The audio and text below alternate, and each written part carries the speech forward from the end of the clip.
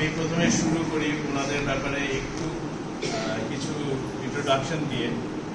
তো আমার যে দাদা দানেশ আলী, উনি ইন্ডিয়া থেকে বাংলাদেশে পাইনিয়ার হিসেবে আসেন এবং উনি ওনার ওয়াইফকে নিয়ে আসেন, নববধূকে নিয়ে আসেন এবং বাংলাদেশে এসে উনি সেটেল হন।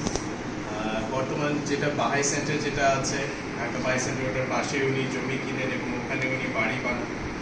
সেখানে থাকা অবস্থায় ওনার 5টি সন্তান হয়। প্রথম সন্তান আপনাদের সামনে এখানে উপস্থিত আছেন, আকরাম আলী, এবং ওনার প্রথম সন্তান আমি। তারপর বাকি আরও 4 জন আছেন, 3 বোন 1 ভাই। ওনারা 4 জনই হচ্ছেন বিদেশে আছেন, বাংলাদেশে নাই। বড় ছেলে পরিবার আমরা বাংলাদেশে আছি এবং এটা আমাদের সুযোগ হয়েছে যে এখানে বাংলাদেশে আমরা একটি প্রার্থনা সভার আয়োজন করতে পেরেছি। ওনারা 2 জনই, আমার দাদার মৃত্যুবার্ষিকী আজকে 8 বছর হচ্ছে আজকের দিনে, এবং আমার দাদু উনি অবশ্য ফেব্রুয়ারিতে মারা গেছেন, কিন্তু ওনার 4 বছর, এই বছরই উনি 4 বছর ওনার মৃত্যুবার্ষিকী। তো আমরা 2 জনের জন্যই অবশ্যই প্রার্থনার জন্য আয়োজন করেছি এবং 2 জনই আমার যতদূর মনে আছে যে আমার দাদু দাদি উনি খুব অ্যাক্টিভ ছিলেন। উনি আমার মানে যেখানে ফিজিক্যালি বেড়াতে যেতে হবে বা কাজ করার জন্য, সেখানে উনি যাওয়ার জন্য খুব তৎপর থাকতেন। উনি ময়মনসিং বাহাই সেন্টারের ওপেনিংয়ে উনি গিয়েছিলেন। ওনার সাথে আমি নারায়ণগঞ্জে গিয়েছিলাম নৌকায় চড়ে, ওখানে মেডিকেল ক্যাম্প হচ্ছিল, ওখানে টিচিংও হচ্ছিল, ওটার জন্যও গিয়েছিলেন। তো বিভিন্ন জায়গায় যেতেন। আমার দাদা উনি পরিষদের মধ্যেও সেবাদান করেছেন। যখন ইয়াং ছিলেন তখন উনি অবশ্যই গিয়েছিলেন এবং ওনার ব্যাপারে আমরা আরও শুনবো। আমি অভিজ্ঞতাটা অর্জন করতে পারিনি, কিন্তু ওনার সাথে জ্ঞান গভীরের অনেক সুযোগ পেয়েছি অবশ্যই বাহাই ধর্মের ব্যাপারে এবং বিভিন্ন ধর্মের ব্যাপারেও। ওনার কাছে বিভিন্ন ভূত থেকে শুরু করে সব ধরনের ওনার কাছ থেকে আমি জানতে পেরেছি যে আসলে কোনটা বাস্তব, কোনটা অবাস্তব। তো একটা সুন্দর সময় আমরা অবশ্যই কাটিয়েছি। তো আমি প্রথমে রিকোয়েস্ট করবো যে খানি আঙ্কেলকে প্লিজ আমাদেরকে একটু কিছু শেয়ার করবেন। Thank you very much. আল্লাহ সবাইকে। আসলে ওনার সম্পর্কে আমি একটু পরে বলবো, কিন্তু প্রথম উনি বলছেন যে বাহাইদের জন্য মারা যাওয়া মানে একটা ওই ধরনের দুঃখর বিষয় নাই, এবং একটা যেটা মহাবাহুল্য বলছেন মেসেঞ্জার অফ জয়। প্রথম আমরা দেখি আসলে আত্মা মানে কি। আমরা কোনোদিন বুঝতে পারবো না যে আসলে আত্মা মানে কি।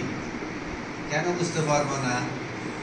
আমরা শুধু এই ফিজিক্যাল ওয়ার্ল্ড, এই জগতে যা আছে এইগুলো বুঝতে পেরেছি, কেননা এখনো আমরা একটা ফিজিক্যাল ওয়ার্ল্ডে আছি এবং আধ্যাত্মিক মানে আধ্যাত্মিক কিংডম কি আছে আমরা বুঝতে পারবো না। কিন্তু অনেক ভুল ধারণা যেটা আছে ওইগুলা বুঝতে কঠিন না, ওইগুলাকে আমাদের চেষ্টা করতে হবে। মানব জাতি এক সময় ছিল শিশুর মতন ছিল। ওই শিশুর মতন কিছু কিছু সব কিছুকে জাগতিক ভাবে দেখতো, কিন্তু এখন আমরা বুঝতে পারি যে না, আধ্যাত্মিক জগৎ এবং আধ্যাত্মিক এবং জাগতিক পার্থক্য আছে। ধরেন আমার ঠিক মনে আছে যে সময় আমার 3-4 বছর বয়স ছিল, নতুন থিওরি আসছিল, আমরা থিওরি দেখতাম।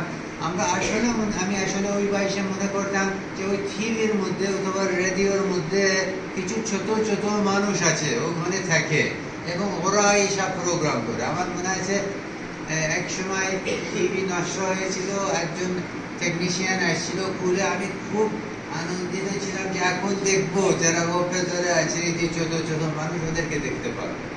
অবশ্যই পরে বুঝতে পারছি যে এই ধরনের কোনো কিছু নাই।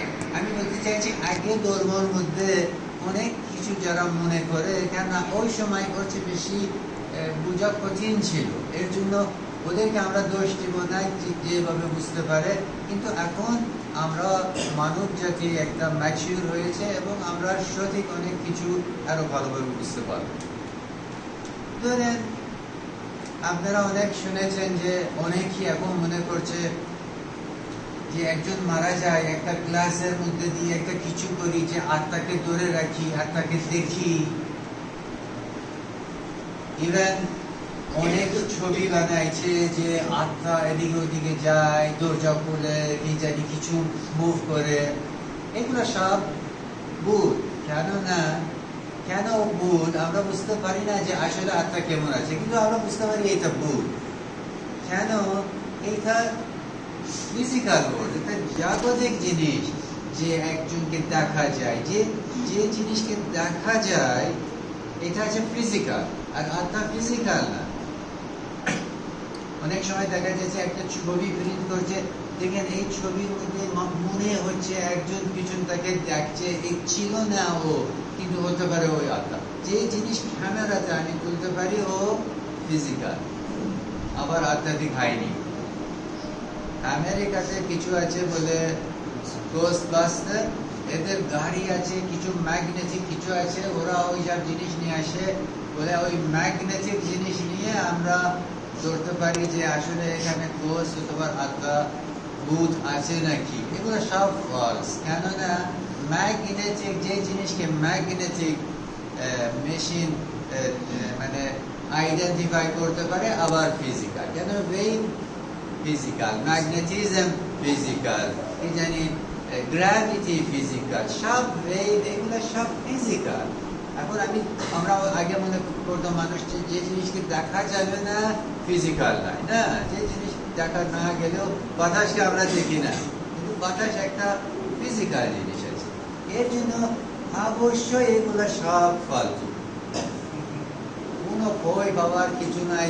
ভূত আছে নাকি আমি জানি না, থাকলেও ফিজিক্যাল জিনিস না, আমরা কোনোদিন দেখতে পারবো না, কোনোদিন বুঝতে পারি না। কোনো ভূত কোনো একটা পাতাকেও নড়াইতে পারবো না, কেন? এই জিনিস ফিজিক্যাল, আর ও আছে আধ্যাত্মিক। তারপরে চলে আসি আত্মা, যে আমি বলছি মানুষের দুই দিক আছে, জাগতিক আছে, আমার শরীর এগুলো সব জাগতিক, কিন্তু আত্মা আছে। আবার আত্মা কি জিনিস, আমার মধ্যে কি জিনিস, সেটা বলছি আমার মধ্যে। এই আমি হচ্ছে আমার, এই আমি। যে সময় আপনি বলেন আমি যে সময় শিশু ছিলাম, অমুক স্কুলে গেলাম, তারপরে অমুক কলেজে গেলাম, তারপরে রাহমানিয়ান হোস্টেলে আসলাম, অথবা কি করলাম, এই আমি হচ্ছে আত্মা, এটা শরীর না। কেননা এখন সবাই জানে যে এই শরীর, আমার সেল, এইগুলা কয়েক বছর পর পর পরিবর্তন হয়ে যায়। মানে যে শিশু ওই স্কুলে গেল, ওর শিশু আর আমার মধ্যে একটা সেল, একটা অ্যাটম সমান নাই। আর যদি থাকলে অ্যাক্সিডেন্টাল, ওই শিশুর একটা অ্যাটম আমার শরীরের মধ্যে থাকতে পারে, আপনার শরীরের মধ্যেও থাকতে পারে, কিন্তু মানে এটা কোনো এইভাবে না যাও। যে জিনিস আছে, যে জিনিস শিশুবেলা থেকে আমার ছিল, এখনো আছে, সবসময় থাকবে, মারা যাওয়ার পরেও থাকবে, ওই আমি, ওইটা আছে আত্মা। আর সবাই কিন্তু ইভেন যাদের কোনো ধর্ম নাই, যারা বলে আমরা ধর্মকে বিশ্বাস করি না, সবাই একটা জিনিস বলে যে মানুষ সেরা। মানুষের জীবনের মধ্যে একটা মিনিং থাকতে হবে, একটা মানুষ একটু মানে ভালো কাজ করতে হবে। এইসব জিনিস আত্মা থেকে আসছে। কেননা জাগতিক পৃথিবীর মধ্যে ভালো খারাপ কিছু নাই। এই সময় একটা জিনিসকে বলবেন ভালো না খারাপ, এটা এক আধ্যাত্মিক জিনিস হয়ে গেল, মিনিং নাই, সেরা বলে কিছু নাই। কি একটা উদাহরণ দিয়ে এখান থেকে মানে আর বেশি লম্বা করি। উদাহরণ হচ্ছে, অনেকই জিজ্ঞেস করছে, আপনারা বলছেন ধর্মীয় মানুষ বলছে যে সৃষ্টিকর্তা খুব কম্প্যাশনেট, রহমান, রহিম, এগুলা কি হবে? এগুলা খুব দয়ালু হবে নাকি? দয়ালু। যদি সৃষ্টিকর্তা দয়ালু আছে, কেন একটা শিশু জন্ম হচ্ছে একটা গরিব বাড়িতে, একটা শিশু জন্ম হয়েছে একটা ধনী বাড়িতে, এত মানে কেন এখানে কোনো অন্যায় হচ্ছে? কেন? নাই। কিন্তু কোনোদিন কেউ বলেনি সৃষ্টিকর্তা কেন দোয়ালো আছে, কেন আমাদের ওই ঘরে সবসময় একটা টিকটিকিকে দেখছি দিনে 10টা 12টা মশা অথবা কি জানি এইসব মেরে ফেলছে, খেয়ে নিচ্ছে, কেউ এই কথা বলেন? আপনি কোনোদিন শুনেছেন? কেন বলি না? কেন আমরা জানি যে ওখানে ওই টিকটিকির জন্য আর ওই মশার জন্য এটা ভালো না খারাপ না। আপনি যদি এখন হঠাৎ করে এই টেবিলে কোনো অসুবিধা হলে পড়ে গেলে আপনি বলেন এই এত পড়ে গেল কেন? কেন এটার মধ্যে কোনো ভালো কোনো সিদ্ধান্ত নিতে পারে না, কোনো ভালো কাজ খারাপ করে যায়। ওই টিকটিকির জন্য কোনো ভালো খারাপ কিছু নাই, ও একটা মেশিনের মতন। আমার এখন যদি হঠাৎ করে মোবাইল রিং দিলে আমি ওকে দোষ দিব না, তুই রিং দিচ্ছ কেন, তুমি দেখছো না কেন? এর মধ্যে কোনো আত্মা নাই, কোনো বুদ্ধি নাই, কোনো জ্ঞান নাই, যে এইটা আছে আমাদের আত্মা। এর জন্য এই সময় বলি একটা ভালো কাজ খারাপ কাজ, এথিক্যাল কাজ আনএথিক্যাল কাজ, মোরাল নৈতিক কাজ অনৈতিক, এগুলো আছে সব মিনিং সেরা, এগুলো আমাদের আত্মাকে বলছি, এগুলো আর শরীরের নাই, শরীরের কিছু নাই। শরীর আমার শরীর আর একটা ওর কুকুরের শরীর আর একটা গরুর শরীর সবই একই মাংস আছে, হাড়ি আছে, রক্ত আছে। যে জিনিস মানুষকে সেবা করে আছে আমাদের আত্মা, আর ওই আত্মার জন্য আমাদের শরীরে কিছুটা সেরা হয়ে যাবে, সম্মান রাখতে হবে। এখন আমি বলতে চাই সম্পর্ক কি, শরীর আর আমার আত্মার সম্পর্ক কি? সম্পর্ক হচ্ছে মহান আব্দুল বাবা বলছেন একটা মিরর এবং সূর্য। এটা নাই যে ওইটা এর মধ্যে আছে, অথবা যে ব্রেইন অথবা আমার মোবাইল, আমাদের রেডিও, কোনো কিছুর মধ্যে নাই। কেন যদি বলেন একটা কিছুর মধ্যে আছে, ফিজিক্যাল হলো, জাগতিক। যদি আমার আত্মা আমার মধ্যে থাকে তারপরে এটা জাগতিক। ইভেন যদি বলি বাইরে থাকে, এটাও জাগতিক হলো। ইভেন যদি বলবো আমার আত্মা গেল অথবা আসলো অথবা আছে, মানে এই বাড়িতে ভূত আছে বলে জাগতিক হলো। কেন আমরা আত্মার জন্য আছে অথবা নাইও বলতে পারি না, আছে নাই আছে একটা ফিজিক্যাল শব্দ। এর জন্য আমরা জানি শরীরে যাব, কেন যে সময় আমরা দুঃখ পেয়েছি, কান্দাকাটি করেছি, অনেক কষ্ট পেয়েছি, আমরা কষ্ট পাবো কেন অনেকে আর দেখতে পারছি না, কিন্তু অনেক দুঃখ পেয়েছি কেন আমরা শরীরকে দেখে আর দেখছি শরীর আর নাই। শরীর এক সময় ছিল, ওই শরীর নাই, কিন্তু এখন বুঝতে পারছি যে শরীরে তো কোনো ফিলিং নাই, কোনো কিছু নাই, আত্মা না থাকলেও কিছুই নাই, কিন্তু আছে আমাদের আত্মা। আত্মার রিলেশনশিপ আছে। এখন আত্মার কি দরকার আছে? এখন আত্মা আমরা জানি আত্মারিক জগৎ থেকে আসে, কিন্তু কি দরকার ছিল, কি দরকার আছে? মানে এই ধরনের জাগতিক একটা আসে যে অনেক কষ্ট আছে, অনেক প্রবলেম আছে, অনেক সমস্যা আছে, কি দরকার আছে? দরকার আছে যে আমরা উন্নতি করব, আমাদের আত্মা উন্নতি করবে। এবং এই পৃথিবীতে এইটার জন্য একদম পারফেক্ট বেস্ট। ধরেন আপনি সাঁতার যদি শিখতে চাইছেন, শিখতে যাবেন, আপনি পানির মধ্যে লাফ দিয়ে যেতে হবে। এখন ভিজা হবো, ঠান্ডা লাগবে, কষ্ট লাগবে, কিন্তু এর ছাড়া কোনো পথ আছে? আপনি এখানে বসে অথবা অনেক পড়াশোনা করছেন, কি করছেন? সাঁতার শিখছেন, এটা হবে? অথবা অনেক ওই ইউটিউব থেকে সার্চ করছি সাঁতার, আমরা টেকনিক একটু দেখতে পারি, কিন্তু সাঁতার ওর মধ্যে শিখতে হবে। আমাদের আত্মা প্রোগ্রেস করতে পারে এই পৃথিবীর মধ্যে কষ্টের মাধ্যমে, সমস্যার মাধ্যমে, এই সব প্রবলেমের মাধ্যমে। এই জন্য এই পৃথিবীর মধ্যে কষ্ট আছে, ছিল, আছে এবং থাকবে। যদি কেউ আপনাদেরকে বলে এক সময় হবে আপনাদের কষ্ট কম হবে, এটা একটা মিথ্যা কথা, আপনাকে আনন্দ খুশি করার জন্য বলছে। আপনাদের কষ্ট বাড়বে, কমবে না। এখন সবাই যুবক, জ্ঞান, আমরা 22 বাড়লে আমার সমস্যা কমবে? অবশ্যই কমবে না, বাড়বে। এর জন্য এবং কিন্তু এটা অসুবিধা নাই, আমাকে হেল্প করছে। বাহাউল্লাহ কিতাব আকদাসের মধ্যে সাম অ্যান্সার কোয়েশ্চেনের মধ্যে মনে হয় নাম্বার 92 যদি আমার ভালো মনে থাকে, নাম্বার 92 কে বলছে প্রত্যেক মেসেঞ্জার অফ গড, প্রত্যেক রসুল, প্রত্যেক মহাপুরুষ আসছেন একটা উদ্দেশ্য ছিল। উদ্দেশ্য ছিল মানুষের মর্যাদা রক্ষা করা। মানুষের মানে মর্যাদা কিসের মর্যাদা? আত্মার মর্যাদা। এইটা আমরা বলি যে স্বর্গতে যাওয়া। আমি যদি সারা জীবন চেষ্টা করব আরো একটু বেশি আর একটু বেশি আমার আত্মার মর্যাদা রক্ষা করব, যে আরো সেরা হবে, আমার আরো আরো ভালো হবে, আরো আমার গুণ কম হবে, আরো আমার সমস্যা কম হবে, আরো আমার ভালো কাজ, আরো সেবা একটু বাড়বে, তারপরে আমি সঠিক পথে আছি। মারা যাওয়ার পরে আমি আরো ভালো সিচুয়েশন আছি।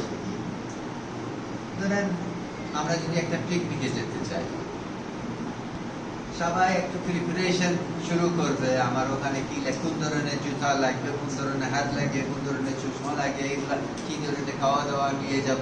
এখন যে বেশি প্রিপারেশন নিয়েছে ওই পিকনিকের মধ্যে বেশি আনন্দ করতে পারে, আর যে কম করেছে কম করবে। কিন্তু ইভেন যে একদম প্রিপারেশন করেনি পিকনিকের মধ্যে আনন্দ পাবে, ওদের তুলনাতে আনন্দ কম পাবে, কিন্তু আনন্দ পাবে। এর জন্য কিন্তু যে আনন্দ কম পাইছে ওটার নাম বলেছে ধর্মের মধ্যে নরক। কিন্তু আমরা মনে করি নরক মানে বাস, মানে সব সময় আপনাকে কষ্ট দেওয়া যাবে। কিন্তু বাহাওয়াল্লাহ বলেছেন যে আগামী মানে মারা যাওয়ার পরে আগামী পৃথিবীটি এত সুন্দর আছে, যদি আমি একটু দেখাবো, যদি মানুষ একটু দেখতে পারে যে মারা যাওয়ার পরে আমার কি হবে, বাহাওয়াল্লাহ বলছেন অনেকে আত্মহত্যা করবে। মানে আমরা এত সুন্দর জায়গা আছে, কিন্তু আমরা যদি প্রিপারেশন না থাকে প্রচুর দুঃখ পাবো, এটাও বলা হয়েছে। কিন্তু দুঃখ পাবো না মানে ওখানে এই যে জায়গা আছে এর চেয়ে খারাপ না, অবশ্যই ওখানে এখানের চেয়ে ভালো, কিন্তু দুঃখ পাবো কেন? কেন এই কাজ এভাবে পিকনিকে বসে বলে এই চশমা নিয়ে আসলে আরো ভালো হবে। এই এখন ধরেন এখন একটা সুন্দর পুকুর আছে, পানি আছে, ও আমার যদি ওই সুইমিং একটা কিছু নিয়ে আসলাম আরো ভালো লাগে। কষ্ট পাবো যে সুইমিং করতে পারলো, আমি করতে পারলাম না। কিন্তু অবশ্যই যারা পিকনিকে যাইছে, যারা পিকনিকে যায়নি, এদের তুলনাতে আরো বেশি আনন্দ পাইছে। এইভাবে এখন দানেশালী ওনারা ভালো জায়গাতে আছেন, এটা অবশ্যই আমরা বলতে পারি, এবং অনেক আনন্দ পাইছেন। এবং ওনারা যদি একটা শব্দের মধ্যে কেউ জিজ্ঞেস করে ওনারা কি করছেন বাংলাদেশের জন্য, আমি ওদের জেনারেশন কে বলবো টর্চ বেয়ারার্স। আপনারা অলিম্পিকে দেখেছেন যে ধরেন অলিম্পিকের আগে সবাই একটা টর্চ, তারপরে এরা কিছু নিয়ে যায়, তারপরে আরেকজন ধরে ও কিছু নিয়ে যায়, আবার আরেকজন ধরে কিছু নিয়ে যায়, শেষের দিকে ওই যে আসল জিনিসটা আগুন দিয়ে এবং ওই খেলা শুরু হবে। বাংলাদেশে অবশ্যই খেলা শুরু হয়েছে, আপনারা ওই যারা খেলছেন, আপনারা যে গ্রামে সব জায়গা এখন বাহির প্রচার হয়েছে, কিন্তু এক সময় ছিল ওই লেভেল ছিল না। এক সময় ছিল কিছু আমাদের টর্চ বেয়ারার ছিল, যারা টর্চকে নিয়ে আসছে আরেকজনের হাতে দিল, আবার ওরা নিয়ে আসছে আরেকজনের হাতে দিল। কেন ওইটা যদি ওই আগুন না থাকে আসলে আর আগুন আমরা পেতাম না। আর এখন বাংলাদেশে যেটা দেখছি ওদের জন্য আছে, ওদের মর্যাদা সব ধর্মের মধ্যে, যারা প্রথম অনুসারীদের অনেক মর্যাদা আছে সব ধর্মের মধ্যে। আমরা এখন শুনি ধরেন পিটার খ্রিস্টান ধর্মের মধ্যে, পিটার একটা অশিক্ষিত যে মাছ ধরতো, এবং ও এত অশিক্ষিত ছিল যে হিসাব রাখতে পারতো না যে কোন দিন শুক্রবার কোন দিন রবিবার, এর জন্য রবিবারে বন্ধ করতে হবে কাজ। ও 7টা প্যাকেট ফুড নিয়ে যেত, প্রত্যেক দিন একটা খেত, লাস্ট প্যাকেট দেখে বুঝতে পারতো এখন রবিবার। কিন্তু কত বড় মর্যাদা আছে, একটা মূর্তি আছে পিতলের মনে হয় ইতালিতে, এত সবাই খ্রিস্টানরা চুমু খাওয়াইছে, ওর খোঁজ নাই এখন। ওই মূর্তি আছে কিন্তু লোহার দিয়ে, কিন্তু ওই মর্যাদা এত চুমু খাওয়াইছে, এখন ওই ফানা। ইসলাম ধর্মের মধ্যে আমরা শুনি বেলাল হাবেশি ছিল একজন আশিক, কিন্তু প্রথম একজন রসুলকে প্রথম বিশ্বাস করলো, অনেক মর্যাদার বেশি আছে। এই সুযোগ ওনাদের জন্য ছিল, এই জেনারেশনের ছিল, যেটা আমাদের নাই। আমাদেরও কিছু সুযোগ আছে। এখন আমরা বলতে পারি এই গ্রামের ওই ক্লাস্টারের প্রথম তুতেরকে, ওই ক্লাস্টারের প্রথম কোঅর্ডিনেটর, এখন আর ওই সুযোগ যে বাংলাদেশের প্রথম NSM মেম্বারকে ওই শেষ, এখন আমাদের আর থাকতে পারে। তো বাংলাদেশে পাইওনিয়ার শেষ, বাইরে থেকে পাইওনিয়ার এখন মিনিংলেস। এখন আমি মনে করি যদি কেউ বলে বাইরে থেকে আমি পাইওনিয়ারিং আসতে চাইছি, আমাদের দরকার নাই, আপনি আসতে চান আসেন। আমাদের ওই লেভেল ওই সময় শেষ, একটা সুযোগ ছিল, শেষ হয়ে গেছে। কিন্তু এখন লোকাল লেভেলে, ক্লাস্টার লেভেলে, গ্রাম লেভেলে এইসব সুযোগ আছে। এবং বিশ্বাস করেন 200 বছর পরে, 100 বছর পরে ওই আপনাদের নাম এইভাবে, আপনাদের জেনারেশন এইভাবে ছবি দিবে, এইভাবে আপনাদের সম্পর্কে কথা বলবে এবং এইভাবে প্রেয়ার মিটিং করবে। যদি আমরাও টর্চ বেরার থাকবো, কমপক্ষে আমার ফ্যামিলির মধ্যে, আমার গ্রামের মধ্যে, তাছাড়া আমি টর্চ না নিলাম আর শেষ করলাম, তারপরে কোনো উপায় নাই, আমার কোনো জেনারেশন নাই, আমার কোনো এলাকার কেউ নাই যে আসবে। আমরা এটা করার জন্য প্রথম ওনাদের জেনারেশন দরকার ছিল, ছেলে মেয়ে সবাই বাহাই, তারপরে একটা বাহাই সমাজ দরকার ছিল যে এই ধরনের একটা গ্যাদারিং করবে। আশা করি আমাদের জন্য একসময় এই ধরনের সুযোগ হবে, বাহাইরা এই ধরনের একটা প্রেয়ার গ্যাদারিং আমাদের জন্য, আপনাদের জন্য করতে হবে। Thank you. ইনফরমেশন আমরা জানতে পেরেছি, তারপরেও মনে হয় যে খুব কম জানতে পেরেছি। আরও যদি সময় কাটানো যায়, আরও যদি জানা যায়। এখন আমি রিকোয়েস্ট করব, আরও যদি কেউ বলতে চান, শালা যে আপনিও কিছু সময় কাটিয়েছিলেন ওদের সাথে। Sure, please. কারোর মর্যাদা আমার মনে হয় আর কেউ বলতে পারবে না। টর্চ বেয়ারের মানে এর চেয়ে বেশি আর কি আর হতে পারে। তা ওগুলো তো আছে, অ্যাডমিনিস্ট্রেশনে উনি মেম্বার ছিলেন, তারপরে টিচিংয়ে ইনভলভ ছিলেন, সব। তো সবচেয়ে বেশি আমি তখন আসছি, তখন 18-19 ইয়ার্স ওল্ড, এবং মানে একটা গার্জিয়ান, একটা মানে একটা অভিভাবক দরকার ছিল। এবং যখনই দফায় আসতাম, রাজশাহী থেকে দফা যেতাম, তখন এরকম একটা ফিলিংস। এবং ওনারা সব মানে ওনারা তো দেখতেন, তারপরে নেক্সট জেনারেশন, তারপরে জেনারেশন, এটা এইভাবে যে হসপিটালিটি, যে মানে আদর করা বা এনকারেজ করা, এটা আমি খুব ওখানে ফিল করেছি এবং পেয়েছি। সেন্টার থেকে মানে গেলে একবার ওখানে যাওয়াই লাগবে, এবং ওনারা খাওয়াবেন, আদর করবেন, এনকারেজ করবেন, এবং এটা অনেক মিনিংফুল একটা জিনিস ছিল আমার জন্য, যে কখনো ভুলতে পারি না। এবং এটা জেনারেশন আফটার জেনারেশন এটা এই বাড়িতে, এই ইয়েতে থেকেই গেছে। শেয়ার করতে চান?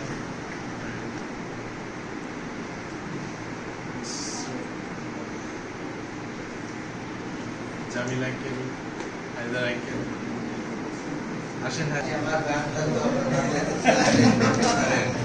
ওনাদের অভ্যেস নাই, আমাদের অভ্যেস আছে। আল্লাহ আপনার সবাইকে। আজকে সুন্দর একটা পরিবেশে আমরা এক জায়গায় হয়েছি, এবং আমরা খুবই আশীর্বাদিত যে মিস্টার দানেশ আলী এবং মিসেস আইনুল নেশা, তাদের এই মেমোরিয়াল গ্যাদারিংয়ে আমরা এই রাজশাহীতে উদযাপন করার সুযোগটা পেয়েছি। এই সুযোগটা আমাদেরকে তারই পরিবার দিয়েছেন, তাদেরই যারা উত্তরাধিকারী আছেন, 4th জেনারেশন, স্বামীরা এবং তাহের। তো তারা আমাদেরকে এই সুযোগটা দিয়েছেন এবং আমরা সেই সুযোগের সদ্ব্যবহার করছি। তো একটা জিনিস যে আলো, আমাদের ডক্টর ইদেল কারি সাহেব বললেন যে আলো, এই যে আলো, এই আলো হচ্ছে আধ্যাত্মিক আলো। এই আলো ওনারা এখানে নিয়ে এসেছিলেন কোথা থেকে? ওই বাইরে থেকে। তারা যদি না আসতো, হতো অবশ্যই। বাহাউল্লাহর ধর্মের তো বাণী প্রচার হবে, বিভিন্ন জায়গায় হবে, কিন্তু তারা যে সাহসিকতা নিয়ে, তারা যে বিভিন্ন প্রতিবন্ধকতা নিয়ে, তারপরে একটা জায়গা থেকে আরেকটা নতুন জায়গায় এসে ধর্মকে তুলে ধরা, মানুষের কাছে প্রচার করা, মানুষের কাছে নিয়ে যাওয়া, এই যে সাহস এবং এই যে ত্যাগ, স্যাক্রিফাইস, এই জিনিস থেকে আমাদেরকে শিখতে হবে যে তারা এসেছিলেন। এবং আমরা আজকে সারা বাংলাদেশে আজকে আমরা এই যে আজকে রাজশাহীতে এতজন বসে আমরা এই মেমোরিয়াল গ্যাদারিংটা করতেছি। কেন করতেছি? ওনারা এসেছিলেন সে সময় হাতে গোনা কয়েকজন, একেবারে গোনা যেত যে 1 2 3 4 এইভাবে বাহাই সারা দেশে, কিন্তু এখন আমরা গুনতে পারি না। এখন আমরা জনের মধ্যে কতজন বাহাই আছে, হাজার হাজার বাহাই আছে। আমরা যখন ডিসি অফিসে যখন বাহাই কবরস্থানের জন্য আবেদন করলাম, তখন ওনারা বলল যে রাজশাহী অঞ্চলে আপনাদের কতজন বাহাই আছে। তা আমরা বললাম যে আমাদের মোটামুটি 15-20 হাজার বাহাই আছে। অবাক হয়ে গেল, 15-20 হাজার জন বাহাই আছে।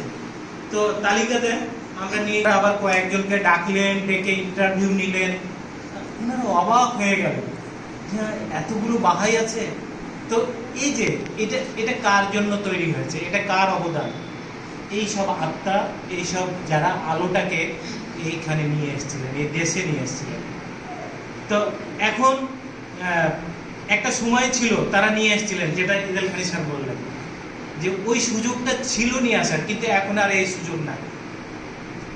কিন্তু এখন আমাদের কাছে সুযোগ আছে, আমাদের খুবই প্রয়োজন, খুবই প্রয়োজন। আপনারা সবাই জানেন যে আমাদের বিভিন্ন ক্লাস্টারে আমাদের পাইনিয়ার লাগবে, বিভিন্ন ক্লাস্টারে আমাদের ট্রাভেল টিউটর লাগবে, বিভিন্ন ক্লাস্টারে আমাদের ট্রাভেল টিচার লাগবে। তা আমরা এরকম এক একজন দানেশ আলী হতে পারবো। এইসব ক্লাস্টারে গিয়ে আমরা এক একজন দানেশ আলী হতে পারবো, এক একজন আইনুল নেশা হতে পারবো, যারা ওই ক্লাস্টারে আমরা সেই বাহাউল্লাহর যে বাণী, বাহাউল্লাহর যে আলো, সেই আলোর মশালকে আমরা ওইখানে প্রজ্বলিত করতে পারব। এবং এই কাজ মানে এত বড় কাজ যে পৃথিবীর, বাহাউল্লাহ বলছে তার লেখনীর মধ্যে বলছে যে পৃথিবীতে যত ধন সম্পদ আছে সব যদি আমার এক হাতে দেওয়া হয়, আর এক হাতে যদি হয় যে আমরা একটা আত্মাকে আমরা বাহাউল্লাহর বাণী দিলাম, তো বলছে যে এইটা হচ্ছে সবচাইতে শ্রেষ্ঠ। এই এক হাতে আমার গোটা পৃথিবীর ধন সম্পদ আছে, কিন্তু এক হাতে আমার কি আছে? আমি মাত্র একটা আত্মাকে আমি বাহাউল্লাহ সংবাদ দিয়েছি, এইটা সবচাইতে শ্রেষ্ঠ। তো এই সুযোগ এখনো আমাদের কাছে আছে যে আমরা ওইসব ক্লাস্টারে গিয়ে, ওইসব অঞ্চলে গিয়ে আমরা এরকম এক একজন দানেশালী হতে পারবো। তো আশা করি যে আমরা আজকের এই মেমোরিয়াল গ্যাদারিংয়ের উদ্দেশ্যটাই, আমি বলবো যে উদ্দেশ্য এটাই যে আমরা তার জীবনী থেকে, তার যে সাহসিকতা, তার যে উৎসর্গের যে মনোভাব, সেখান থেকে যেন আমরা শিখতে পারি, আমরা যেন তার মতো হতে পারি, এবং আমরাও যেন আমাদের স্থানকে চেঞ্জ করে আমরাও যেন এক জায়গায় গিয়ে মহান বাহাউল্লাহর সেই মশালকে, আলোকে যেন প্রতিষ্ঠিত করতে পারি। তো যখনই আমরা এটা করতে পারবো, তখনই আমাদের আজকের এই যে মেমোরিয়াল গ্যাদারিং, এটা সার্থকতা হবে। এবং এর মাধ্যমে যদি একজনও উজ্জীবিত হই আমরা, তাহলে আমরা বলবো যে আমরা সার্থক। তো এটুকুই আমার বলার ছিল। ধন্যবাদ। যারা আমার দাদা দাদির সাথে সরাসরি একবার দেখা হলেও, বাট কাজ করেছেন হচ্ছে আমার ফুপুর সাথে, আমার বাবার সাথে, ওনাদের সাথে, তো আমি জানি আমার নিজ চোখে দেখা যে রুহুল আঙ্কেল কিন্তু আমার দাদা দাদি, বড় ফুপু, নাগেশ ফুপু সবার সাথে উনি ছিলেন, ওনাদের কমিউনিকেশনে ছিলেন। তো আমি রিকোয়েস্ট করবো রুহুল আঙ্কেলকে, আমরা আপনার কিছু জানি ওনাদের ব্যাপারে।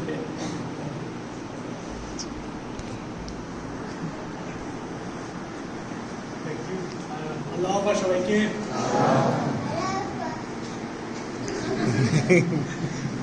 আজকে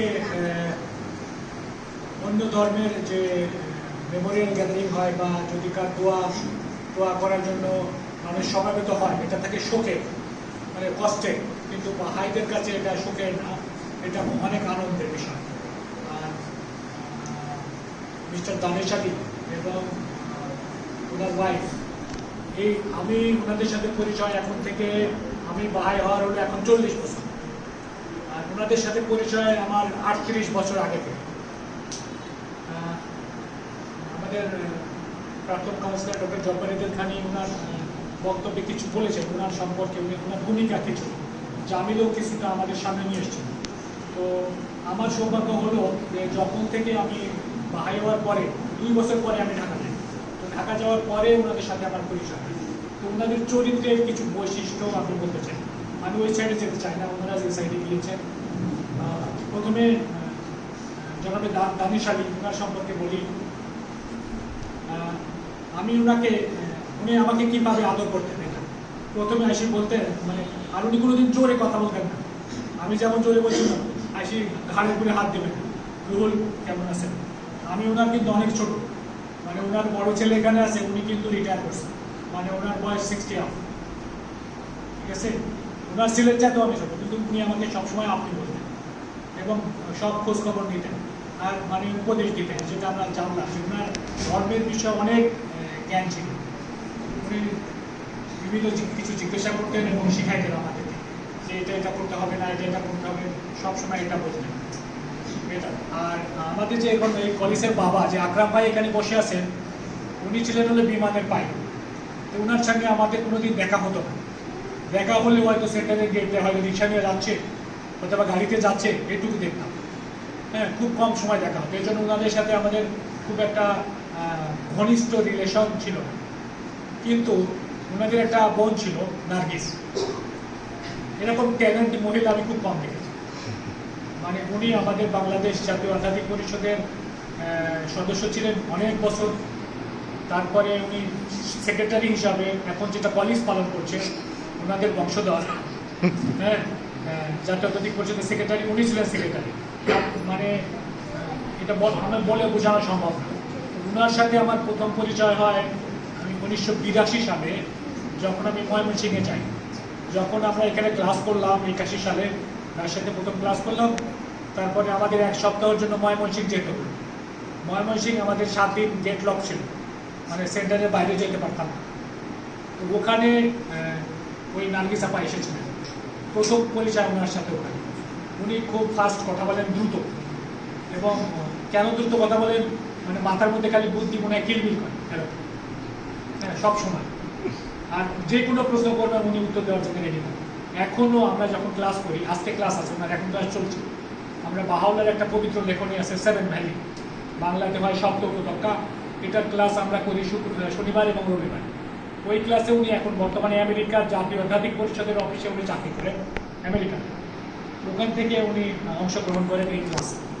তো আমাদের যে যখন কোনো কিছু বুঝতে আমাদের অসুবিধা হয়, উনি সাথে সাথে রেফারেন্স নিয়ে চলে আসেন, বাহাউল্লাহ এই বিষয়ে কী বলেছে, আব্দুল বাহা কী বলেছে, সাথে সাথে আমাদেরকে আপলোড করে দেন, এই দেখেন বাহাউল্লাহ কী বলেছে। মানে ওনার সব নখদর্পণে এরকম। তারপরে আকরাম ভাইয়ের আর একটা বোন ছিল, ওনার নাম ছিল শামীম।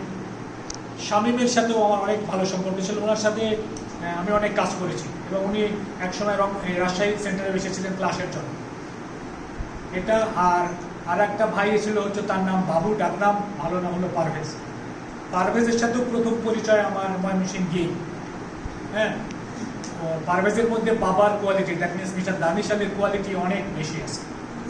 হ্যাঁ, উনি ওনাদের মানে ভাই বোনদের মধ্যে সবার ছোট, এবং ওনার কোয়ালিটি অনেকগুলো বেশি আছে। উনি ওই নরম সরম এবং আস্তে ধীরে সবসময় কথা বলেন এবং উৎসাহিত করেন। কিন্তু বাহাউল্লাহর প্রেমে যারা অটল থাকে বা বাহাই ধর্মের উপরে যারা অটল থাকে, তাদের ফিউচার কী হয়। এখন আমি আমার ফিউচার কিন্তু চেঞ্জ করতে পারবো না, আমার ফিউচার গাঁথা হয়ে গেছে, ফিক্সড, এর উপরে আমার যাওয়ার ক্ষমতা নেই।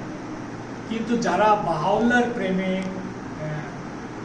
পাগল, তাদের বংশধরদের কি হয় এটা আমার মাথার মধ্যে সবসময় আসে। এই ফ্যামিলিকে দেখলে আমি বুঝতে পারি। ইনাদের আরেকটা বড় বোন আছে, ওনার সঙ্গে আমার হয়তো দেখা হয়নি কোনোদিন, অথবা হয়েছে আমি চিনি না। হ্যাঁ, নাসিম তার নাম। হ্যাঁ, কিন্তু উনিও অনেক ট্যালেন্ট।